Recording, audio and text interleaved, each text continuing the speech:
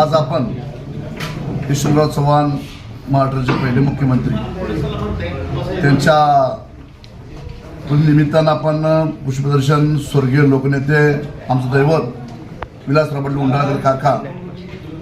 यांनी सुरुवात केलेली परंपरा अखंडितपणे चालू ठेवण्यासाठी आमचे युवा नेते सन्माननीय रेसर चेअरमन उदयसिंह पाटील दादा यांच्या मार्गदर्शनाखाली कृषी उत्पन्न बाजार समितीच्या वतीनं प्रदर्शनाची परंपरा सातत्यानं चालू ठेवण्याचं काम हे 20वे प्रदर्शन शेतकऱ्यांना औद्योगिक तंत्रज्ञान मिळावं, माहिती मिळावी आणि जगाच्या बाजारात जे उत्पादनं सातत्यानं वाढत चालले आहेत, किमती वाढत चालल्या आहेत, ती उत्पादनं करता यावी यासाठी सन्माननीय उदयसिंह पाटील दादा यांच्या मार्गदर्शनाखाली ही कृषी प्रदर्शनाची यंत्रणा सातत्यानं चालू आहे आणि चालू ठेवण्यासाठी आमचे सभापती असतील, उपसभापती असेल, संचालक मंडळ असेल, कर्मचारी वर्ग असेल, असणारा झडपीचा कृषी वर्ग असेल, पशुसंवर्धन असेल, कलेक्टर साहेब असतील, BDO साहेब असतील, सर्वांच्या संयुक्त विद्यमानाने ही असणारी यशवंतराव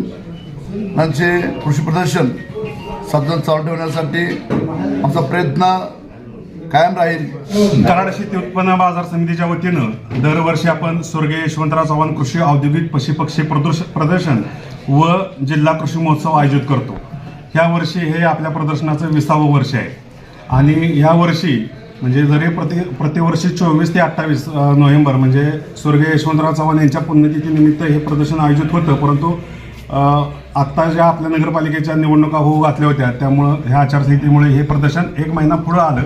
आणि आता या वर्षी आपण 26 ते 30 डिसेंबर 2025 या कालावधीमध्ये आपण प्रदर्शन आयोजित करतोय। या प्रदर्शनामध्ये 26 तारखेला सकाळी 10 वाजता आपल्या परंपरेनुसार अनौपचारिक उद्घाटन हे कराड तालुक्यातील प्रगतशील शेतकऱ्यांच्या हस्ते होणार आहे आणि दुपारी 4 वाजता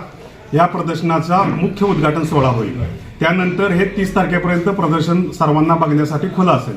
ह्या प्रदर्शनाचं सगळ्यात महत्त्वाचं वैशिष्ट्य म्हणजे आता आपण पाहतोय की सगळीकडे AI टेक्नॉलॉजी ही मोठ्या प्रमाणात वापरली जाते आणि ही AI टेक्नॉलॉजी ही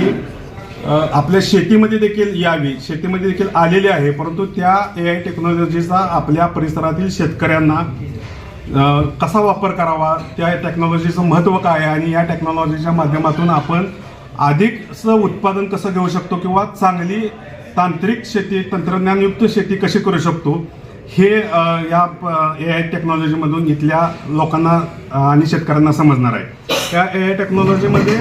पीक व्यवस्थापन असेल, त्याचबरोबर रोग आणि कीड ओळख,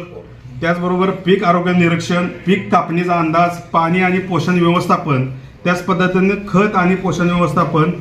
या सगळ्या किंवा स्वयंचलित तण काढणे, अगदी तण सुद्धा कसं काढायचं किंवा तण सुद्धा तिथला रोबोट आपल्या शेतीमध्ये आलेलं तण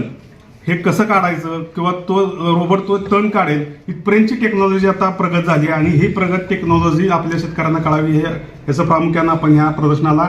AI टेक्नॉलॉजी आणि सेंद्रिय शेतीवर भर देऊन हे प्रदर्शन आपण यावर्षी भरवतोय।